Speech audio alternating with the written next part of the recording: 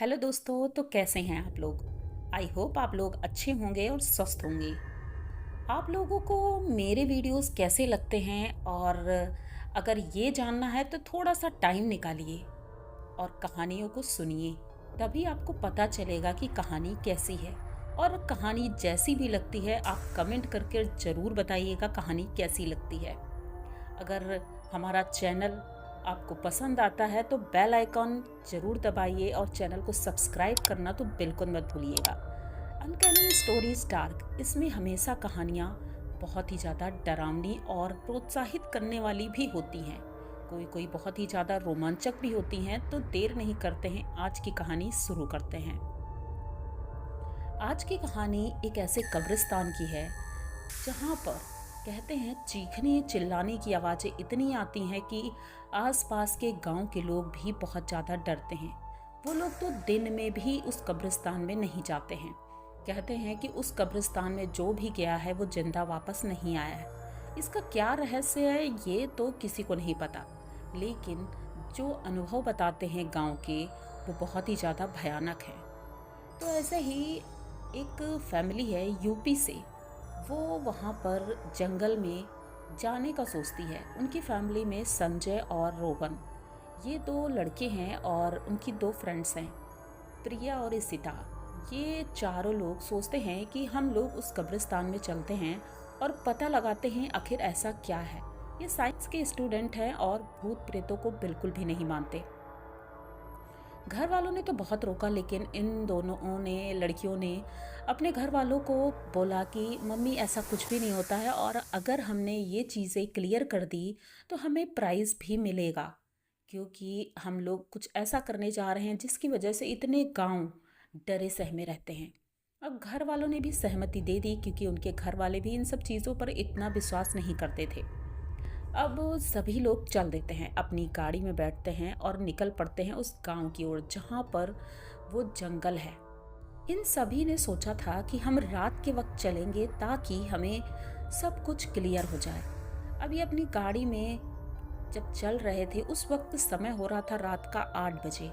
इन्हें वहां पहुंचने में लगभग 3 घंटे लगने वाले थे, तो इन्होंने सोचा कि 12 बजे तक तो हम पहुंच जाएंगे, और अपने पास कुछ ऐसे गैजेट्स ले लिए थे जो कि भूत प्रेतों का पता लगाते हैं। अब चारों लोग बहुत ही ज़्यादा उत्साहित थे, और फाइनली ये 12:30 बजे उस गांव पहुंचते हैं। जैसे ही गांव पहुंचते हैं तो देखते हैं गांव में तो सन्नाटा था, और गांव को चीरते हुए एक कच्चा रास्ता जा रहा था। ये लोग वो रास्ता पकड़ लेते हैं और उस जंगल की तरफ बढ़ जाते हैं। जैसे ही उस जंगल के करीब पहुंच रहे थे, चीखने चिल्लाने की आवाज़ें इतनी ज़ोर ज़ोर से आ रही थी कि मानो उनके कान ही फट जाएंगे। ये बात कुछ समझ से परे थी। अब चारों लोग उस जंगल के बाहर अपनी गाड़ी रोक देते हैं और जंगल की तरफ धीरे धीरे चल देते हैं। अब ये जंगल की तरफ जा रहे थे, इन्हें आवाज़ें इतनी ज़ोर से आ रही थी। तभी प्रिया बोलती है कि मुझे लगता है यहाँ कुछ गड़बड़ है। इशिता कहती है गड़बड़ नहीं, बहुत बड़ी गड़बड़ है। लेकिन क्या गड़बड़ है ये बात समझ में नहीं आ रही थी। ये लोग धीरे धीरे आगे बढ़ रहे थे, लेकिन तभी संजय बोलता है कि मुझे लगता है कि हमें पेड़ों के पीछे छुप जाना चाहिए। अभी चारों लोग एक एक पेड़ के पीछे छिप जाते हैं और देखने की कोशिश करते हैं आखिर ये आवाज़ कहाँ से आ रही है। इतनी सारी कब्रें थी, सारी टूटी फूटी, लग रहा है यहाँ सालों से कोई आया ही नहीं है। तो फिर ऐसा क्या है? तभी इन्हें कुछ साए दिखाई पड़ते हैं जो पेड़ों के पीछे से झांकते हुए दिखाई पड़ते हैं। इशिता बोलती है कि मुझे लगता है ये कोई इंसान है, लेकिन प्रिया कहती है कि पता नहीं इंसान हैं या भूत प्रेत हैं, ये तो हम जब उनके पास पहुंचेंगे तभी पता चलेगा। अब ये धीरे धीरे आगे बढ़ने लगते हैं, तभी किसी के भागने की आवाज़ें आती हैं, पर दिखाई कोई भी नहीं दे रहा था। मानो कोई घेर कर उन्हें खड़ा था, लेकिन दिखाई कोई भी नहीं दे रहा था, क्योंकि चारों तरफ से आवाज़ें आ रही थी लोगों के बात करने की, फुसफुसाने की।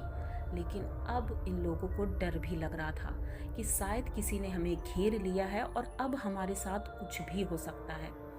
ये चारों इतना डर गए थे कि इन्होंने सोचा कि ऐसा करते हैं, आज रात में हम गांव में रुकते हैं और सुबह देखेंगे। अब चारों वहां से भागना शुरू करते हैं और जब ये भाग रहे थे इन्हें महसूस हो रहा था कि पीछे से उन चीखों के बीच से किसी के भागने की आवाज़ भी आ रही थी और कोई बोल रहा था, रुको रुको यहाँ आओ। लेकिन इन लोगों ने पलट कर नहीं देखा और बस भागते रहे। तभी अचानक से इशिता नीचे गिर जाती है क्योंकि वहाँ इतने पत्थर थे। तो वो जब गिरती है तो उसके हाथ में एक मोबाइल आता है, तो उसे लगता है उसके दोस्तों का होगा, फट से उठाती है और अपनी जेब में रख लेती है।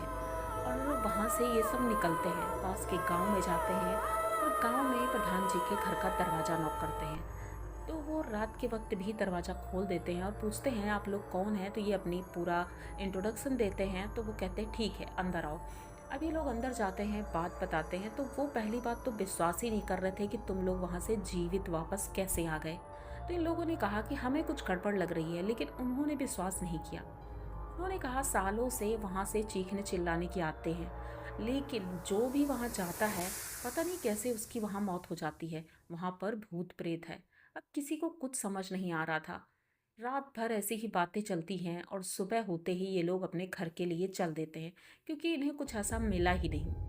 अब वो जब घर आते हैं तभी दूसरे दिन संजय बोलता है कि मुझे ऑफिस के काम से बाहर जाना है। तभी इशिता का फ़ोन आता है।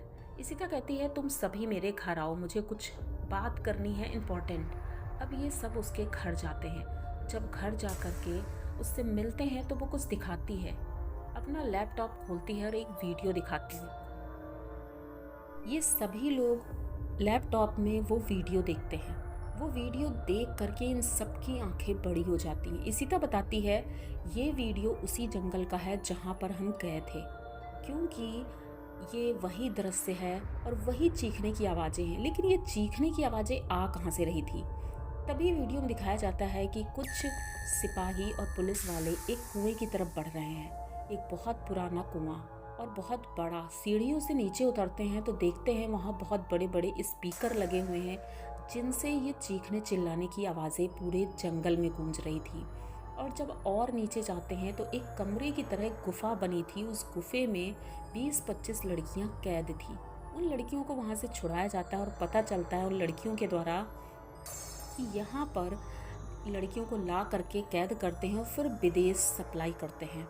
ये इनका बहुत बड़ा गिरोह पकड़ा गया था। गांव वाले भी अब थोड़ा निश्चिंत थे क्योंकि इतना बड़ा मतलब गिरोह पकड़ा गया है और लोगों को शांति मिली कि लोग सोचते थे यहाँ पर भूत प्रेत है।